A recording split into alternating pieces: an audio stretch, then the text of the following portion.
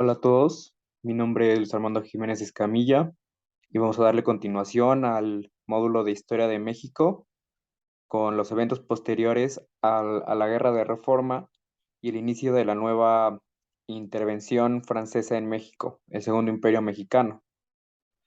Entonces iniciamos con los problemas del liberalismo triunfante, en donde Juárez había expedido el 6 de noviembre de 1860 una convocatoria para las elecciones de diputados al Congreso de la Unión y para el presidente constitucional de la República en un plazo de 2 meses. Había venido gobernando con facultades extraordinarias, por lo cual era apremiante restablecer la legalidad del gobierno a través del Congreso. Tras una votación muy cerrada, el gobierno juarista apenas pudo triunfar con unos votos de diferencia y el Congreso declaró a Jesús González Ortega presidente de la Suprema Corte de Justicia, cargo que llevaba implícito ser el sustituto legal del presidente. Tan fuerte era la oposición en la Cámara en el marco de la invasión que 51 diputados suscribieron una petición formal para destituir a Juárez por incapaz, quien con 52 votos a su favor salvó su permanencia en el poder. Podemos ver fotos de Jesús González Ortega y de Benito Juárez.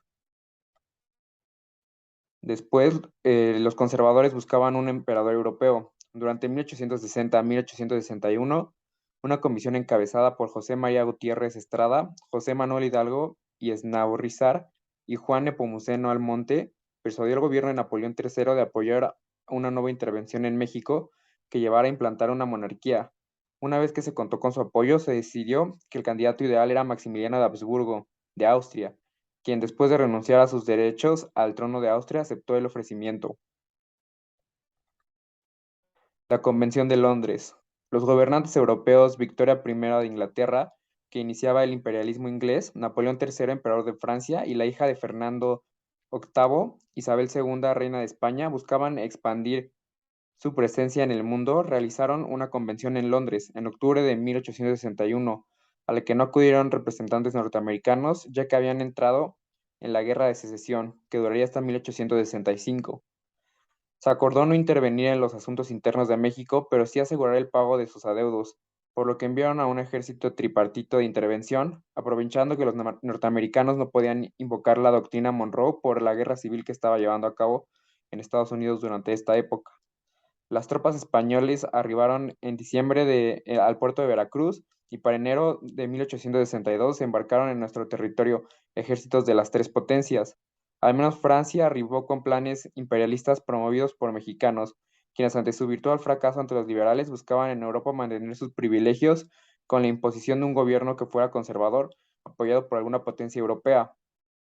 También es importante añadir que la intervención francesa se dio a causa de la falta de pago de la deuda externa que había suspendido el presidente Benito Juárez en 1860, ya que México le debía mucho dinero a las potencias europeas por el apoyo que ellas dieron al bando conservador durante la Guerra de Reforma. Después, en los acuerdos europeos de octubre de 1861, se acordó en el artículo primero que Gran Bretaña, España y Francia tendrían una intervención en México con un ejército tripartito. Y también podemos ver en el artículo 2 que las altas partes contratantes se comprometían a no buscar para ellas, al emplear las medidas de la fuerza adoptada en esa convención, ninguna adquisición de territorio ni ventaja especial y no ejercer en los asuntos internos de México. Entonces, estos fueron los acuerdos que se hicieron en octubre de 1861. Aunque los intereses imperiales de las potencias eran diferentes entre sí, las potencias europeas estaban interesadas en contener la expansión norteamericana. Así, en mayo de 1860, el gobierno de Isabel II de España razonaba: una acción común de las tres potencias bastará para contener a los Estados Unidos y evitar los intentos de su política, que tienden a dominar el océano y excluir a la Europa del comercio de América. El ministro de Guerra español Leopoldo O'Donnell y Hornis advertía que no se trataba de reconquistar a México ni de convertirlo en monarquía, sino de establecer el orden con base en la influencia moral. Pero su antecesor, Saturnino Calderón Collantes, afirmaba que la guerra civil en México era en el fondo una guerra de razas, que la europea estaba en minoría y en riesgo de sucumbir, y México volvería al estado en que lo encontró Cortés. Ante el proyecto francés de conceder el trono mexicano a un príncipe austriaco, O'Donnell señaló Tal monarquía no puede subsistir si no la apoyan las potencias europeas y si la apoya chocarán con los Estados Unidos.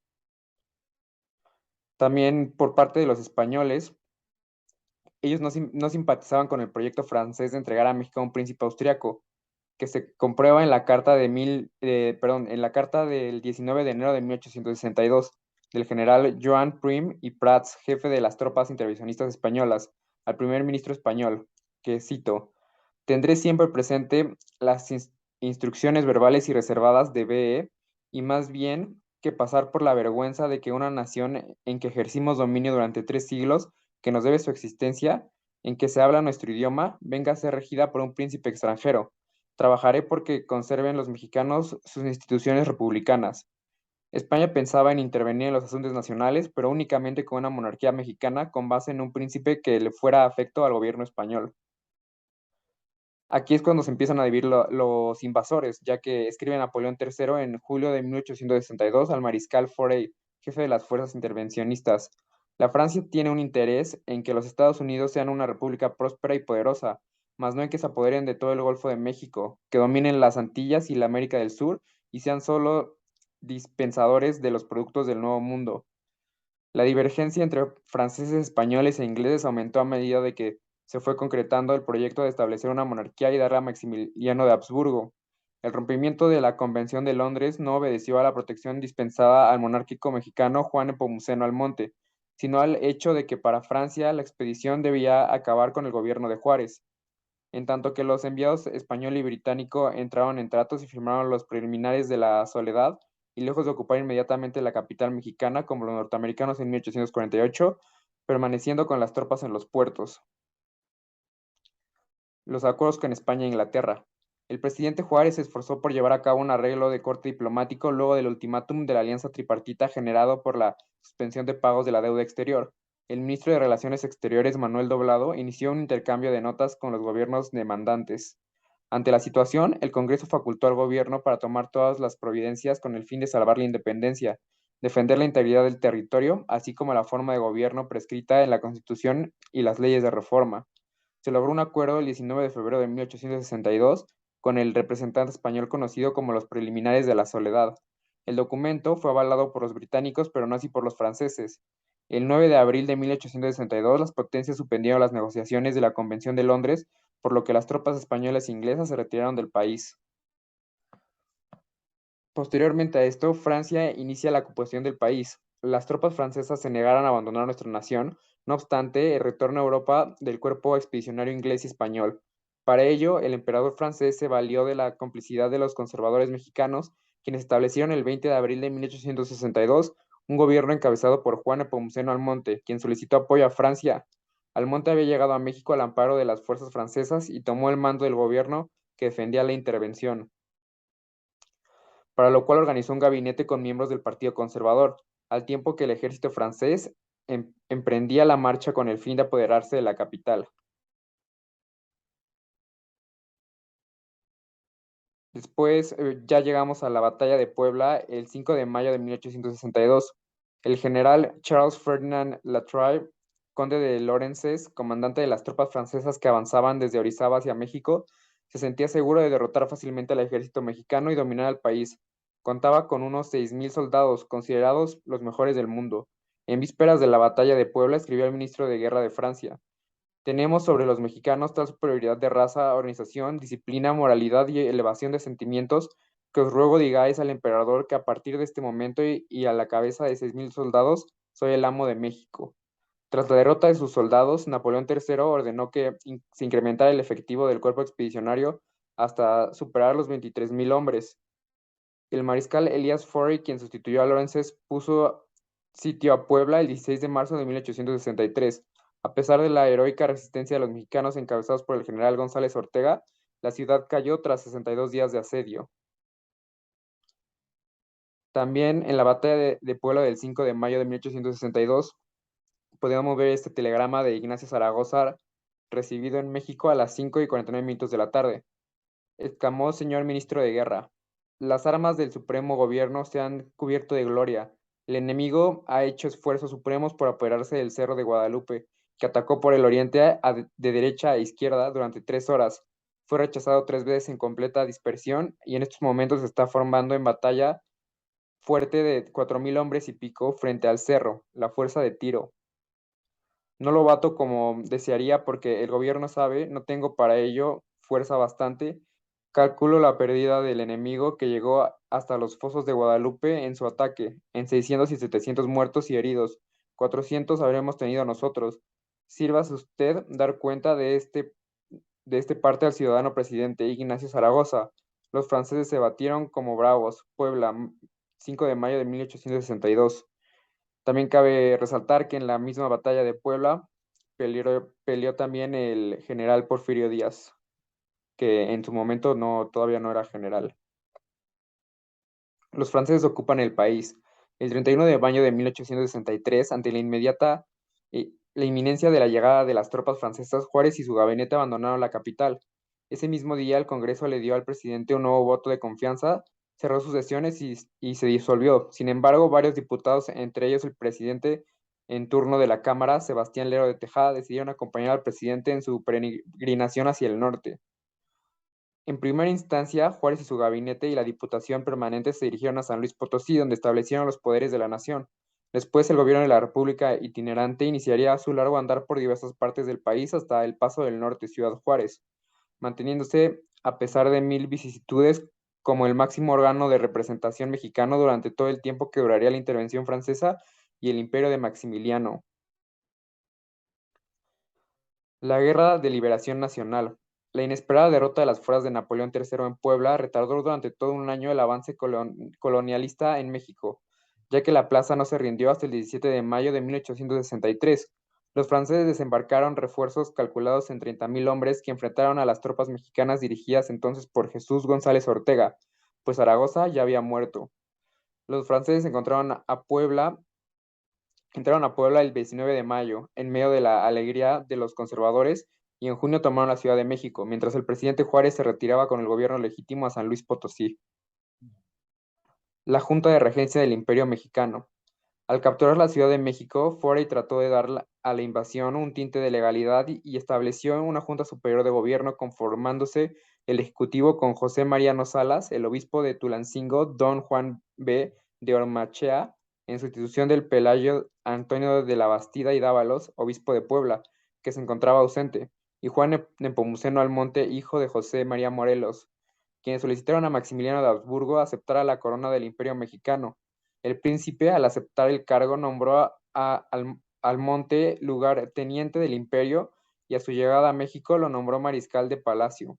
En 1866 sería enviado a Francia como comisionado para solicitar a Napoleón III ampliar el apoyo de las tropas francesas en México, salvando así su vida. Maximiliano condicionó aceptar la corona mexicana si se realizaba un plebiscito entre la población que mostrara la voluntad del pueblo de México, lo cual no pudo realizarse debido a que nuestro país se encontraba sometido a la invasión del ejército francés, que después de capturar Puebla y la Ciudad de México avanzó hacia Guadalajara, Zacatecas, Durango y Oaxaca. El imperio de Maximiliano.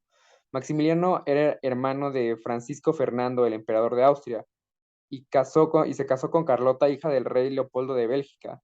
Fue un castillo de Miramar frente al mar Adriático, donde el presbítero Ignacio Montes de Oca y Obregón, quien en 1884 sería obispo de San Luis, recibió su juramento como emperador de México el 10 de abril de 1864.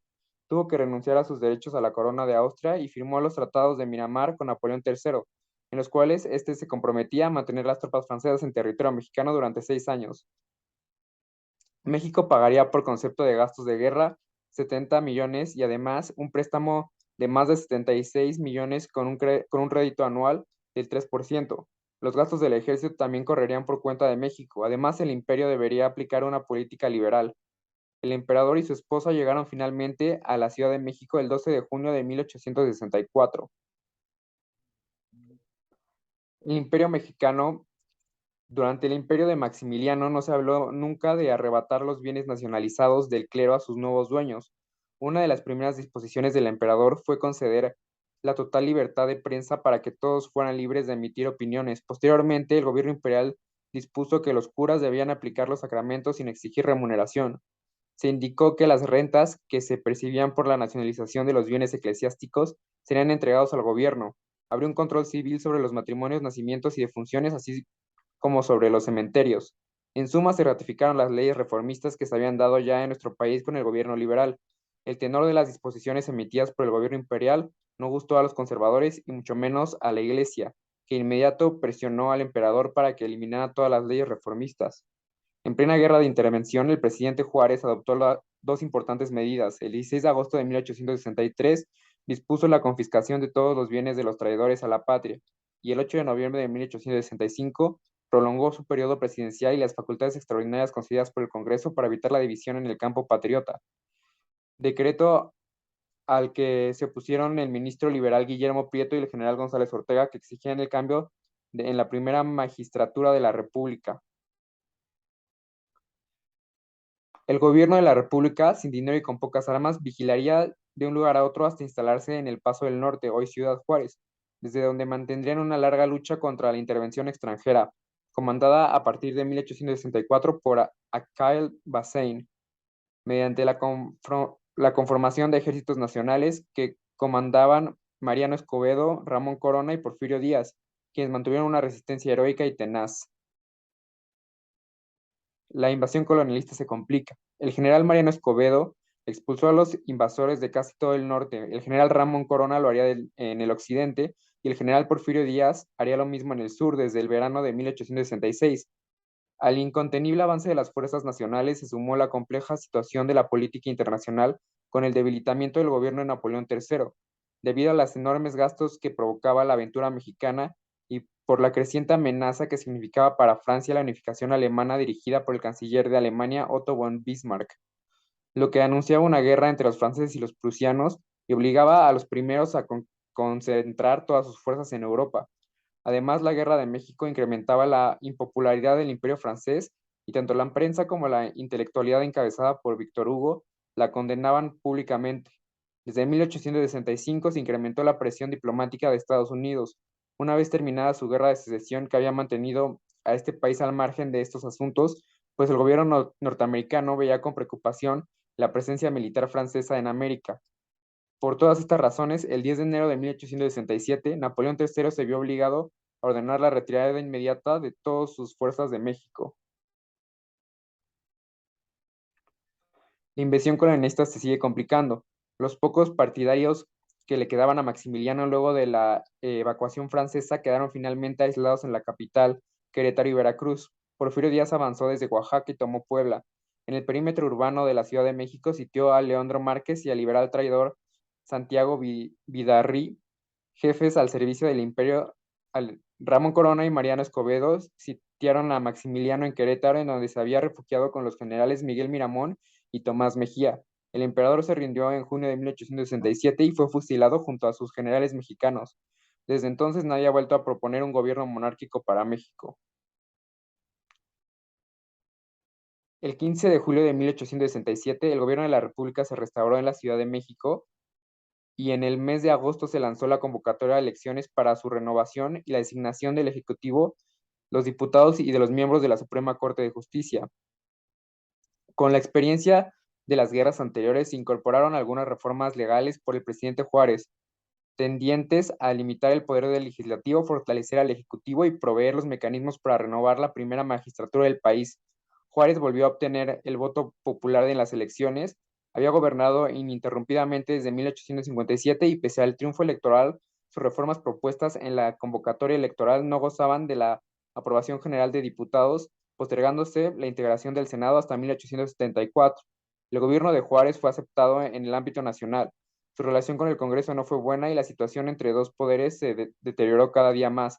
Los legisladores se opusieron a cualquier medida que pudiera tener una interpretación diferente a lo establecido en la ley y que resultara en fortalecer al Ejecutivo.